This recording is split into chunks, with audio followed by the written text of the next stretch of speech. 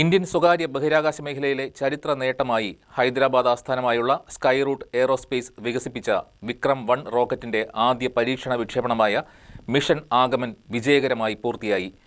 ഇതോടെ ഇന്ത്യയുടെ സ്വകാര്യ ബഹിരാകാശ മേഖലയ്ക്ക് പുതിയ അധ്യായത്തിന് തുടക്കമായിരിക്കുകയാണ്. 3, 2, 1, 0. And we have liftoff of Vikram-1, India's first private orbital launch vehicle.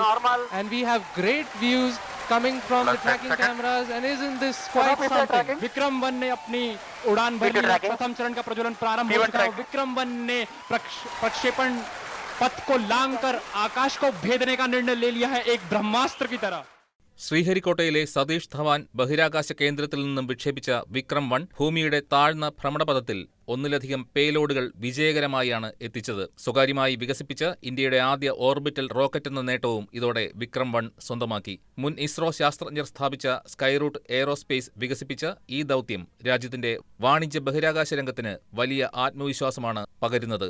Aagaman എന്ന പേരിൽ അറിയപ്പെട്ട ഈ ദൗത്യം ഇന്ത്യൻ സ്വകാര്യ ബഹിരാകാശ സാങ്കേതിക വിദ്യയുടെ വരവിനെ പ്രതിനിധീകരിക്കുന്നതായും ഭാവിയിൽ കൂടുതൽ വാണിജ്യ ഉപഗ്രഹ വിക്ഷേപണങ്ങൾക്ക് വഴി തുറക്കുന്നതായും വിദഗ്ധർ വിലയിരുത്തുന്നു.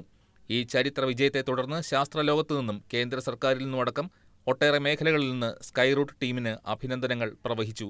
വിക്രം-1ന്റെ വിജയം ആഗോള ബഹിരാകാശ വിപണിയിൽ ഇന്ത്യയുടെ സ്വകാര്യ മേഖലയെ കൂടുതൽ ശക്തിപ്പെടുത്തുന്ന നാഴികക്കല്ലായാണ് വിലയിരുത്തപ്പെടുന്നത്.